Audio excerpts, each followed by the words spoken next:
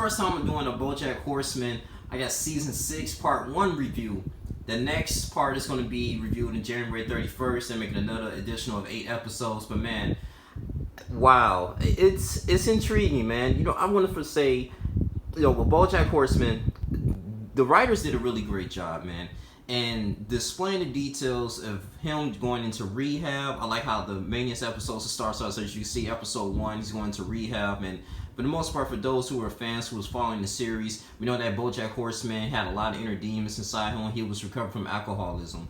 And, he defended a young woman named Sarah Lynn. And Sarah Lynn was a young woman that was on his show, Horsing Around. And she was like in Hollywood type of fame, and this when he was like real famous back then, creating his own TV shows and just being pretty much a very productive in the movie industry. But as you can see, drugs and alcoholism and just him just being promiscuous, all that kind of pretty much destroyed his career and Sarah Lynn's career. And Sarah Lynn was an individual that, he felt guilty because he was with her, even though he ran into her, they was a childhood actors, and her mother pretty much did the best she could for her in that particular time. They seen some talent, but she didn't know what she wanted to be. At first, all she wanted to be was an architect. It stayed that in season 5, man, and sadly, she didn't make it.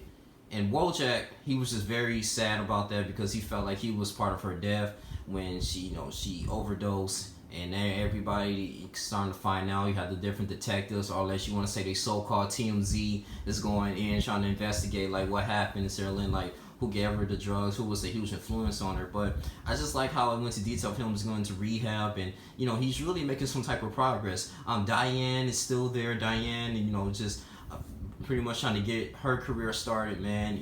Get back into the field as she broke up with Mr. Peanut Butter. They broke off their engagement. She met this dude in Illinois, and our movie, they was doing some type of movie production on the side, and they started falling in love. And he was like, okay, I want you to move into Illinois with me instead of going to LA, and all those good things, man. So it's pretty much a little bit of romance there. Diane is still being Diane, and she has a lot of insecurities within herself. She's trying to be a people pleaser. Instead of just doing things that make her happy, she want to pretty much do things that make other people happy. And if you understand the series, the characters that's involved in here, Diane is kind of always like that. That's pretty much her whole flaw, and I believe that's how her relationship with Mr. Peanut Butter didn't really just go right.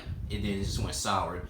But then again, too, you're going in detail here in the more of the episodes as this progressed. Bojack Horseman became sober. I mean, even the therapy horse that was convincing him to, just pretty much his mentor. It's like, hey man, don't even do drugs, don't do this, don't do that. And he was going to the flashbacks and how he was, he was a kid, and how he caught his father having an affair with his mom. All this, it was just a bunch of crazy stuff going on, and how he was drinking Jack Daniels and college parties, and the influence in high school just to be kind of cool and humiliating individuals. But man, it was just pretty much doing a lot of things outside himself and taking part in those type of substances, man. But he found some type of clarity, and you have it was this one episode that was so freaking hilarious, bro. Like Mr. Peanut Butter and Pickles. It was a young lady Pickles that he ran into. Mr. Peanut Butter's he proposed to her at a restaurant, whatever, after he broke up with Diane, and he cheated on her with his ex-wife, and they was wanting to do a big surprise, but they found out the bad news that they wasn't getting married, and she went on U-Zone, which is their former YouTube, just going around just crying, and she was like, oh my god, I don't know what to do, oh my god, I'm so sad, I'm how, it was just horrible, man. Everybody, it was like 50 people in their house, and Mr. Peanut Butter didn't even know, even the baby, when had Princess Carolyn. We'll talk about that later on here in this video, but they ended up trying to make it an escape, man. It was just freaking crazy, man. And then Diane ended up apologizing when she left her wallet, trying to attempt to escape from Mr. Peanut Butter's house. But Princess Carolyn, I like how they, just show her own episode, man, and how she was doing, because she wanted to be a mother, but she had a hard time naming the baby, and she was a single mother, still a very huge work at this executive company, had her own own company, own production. You're doing a lot of things, multitasking, still making the ends meet, but she still wanted to be a mother. And it was very hard for her because, she's there by herself. She had to cook, she had to clean, and she had to manage her time in order to still produce big projects for other individuals, but still be a mother for that child. And I like her consistency with that. With the writers here for Bojack Horseman so far in season 6, man, part 1 is displaying that detail, like have a little more humanism in her and motherhood. That yeah, man, it shows that no matter how successful you are, you still need that father in the household to take care of a child, man. I mean, it's just not meant for one person. And then they talked about like just homosexuality a little bit in here. They talked about like the just just people just selling off into companies. They talk about the billionaires, organ trafficking, man, and they kind of want to live forever. It was a lot of subliminal messages here in season 6, part 1. So, I want to say the writers went a little bit of dark here. I knew this was going to be dark, man, but they was throwing out a lot of subliminal messages here. I feel like, just really making fun of Hollywood here and the things that goes on. But, man, it's a lot of things that's going on. People still working things out, and no one's not perfect here, man.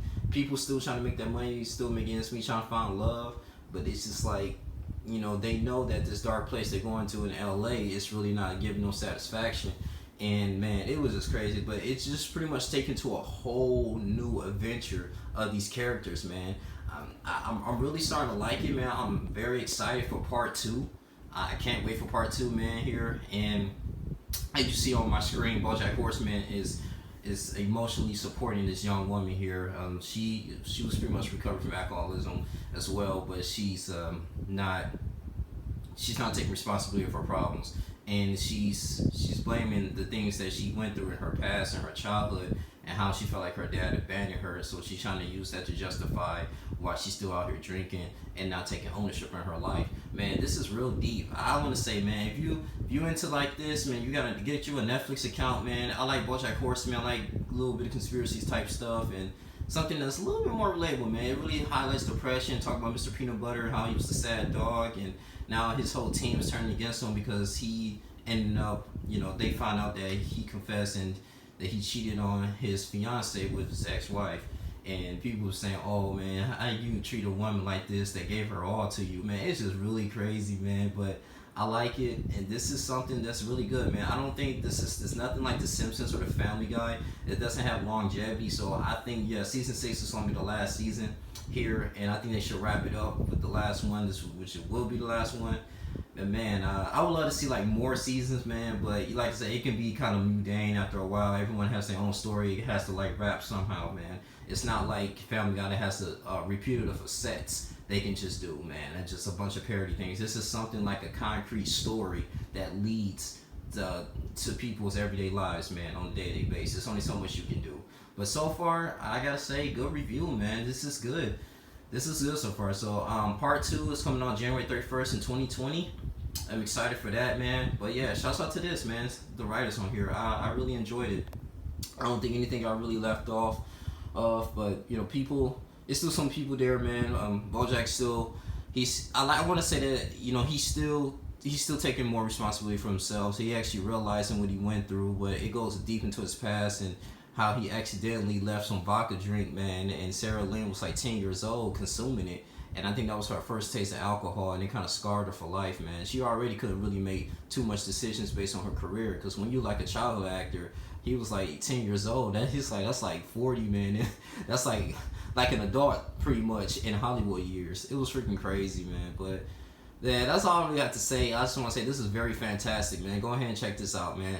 I'm out. Y'all take care. Deuces.